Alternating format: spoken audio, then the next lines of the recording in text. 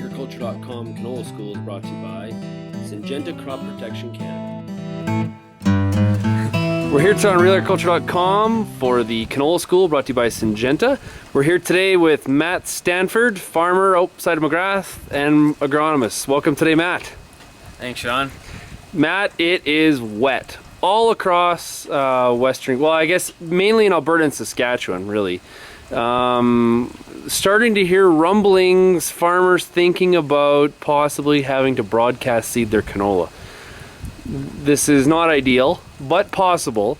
What are some of the things we need to be thinking about? Well, farmers are talking about broadcast seeding. First of all, fertility-wise, these soils are still fairly cool, so putting a little bit of phosphate down with it probably wouldn't hurt.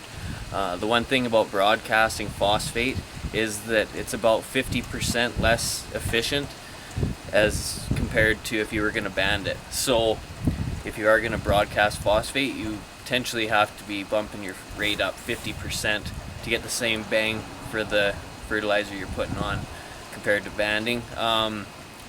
With seed wise, if you're broadcasting canola seed, you're probably going to want to increase your seeding rate by, my guess would be a pound per acre roughly. If you were going to seed 5 pounds per acre, I would probably go up to 6 pounds per acre.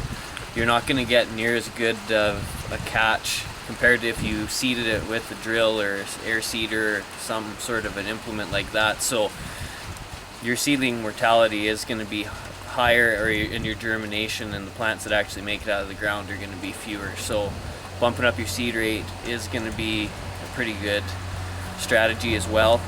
And then also, if you are going to broadcast, going in with like a floater and broadcasting that seed across the field would probably be the easiest way to go, but it's probably not the best. To be the lesser of the two evils, if you could broadcast it on, say with a Valmar on a heavy harrow, that way you can get that little bit of a mixing of the seed into the soil, increase that seed to soil contact, and then if you do get another shower on it, kind of seal that seed up and get it into some moisture so that it can not germinate and then run out of moisture and dry out, die before it has a chance to set roots. So is there yield limitations when we're broadcasting?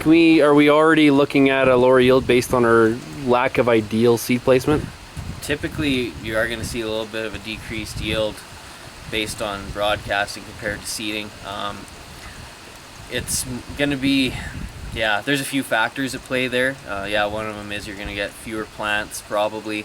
And then broadcasting is sort of a last-ditch effort, so being as late in the season as it is, you're also going to be losing yield probably due to the fact that it is later into May as compared to early May or late April like would be ideal. So typically your broadcast seeding isn't going to yield as good. So just to summarize, increase phos application by 50%? Yeah, that's to get the same amount of available. Go from 5 pounds to 6 pounds in terms of seeding rate, and try to incorporate that seed in some form or fashion. Yeah, either with a harrow or even a shallow cultivation if it's dry enough to do so. But yeah, your harrow is probably going to be your best bet.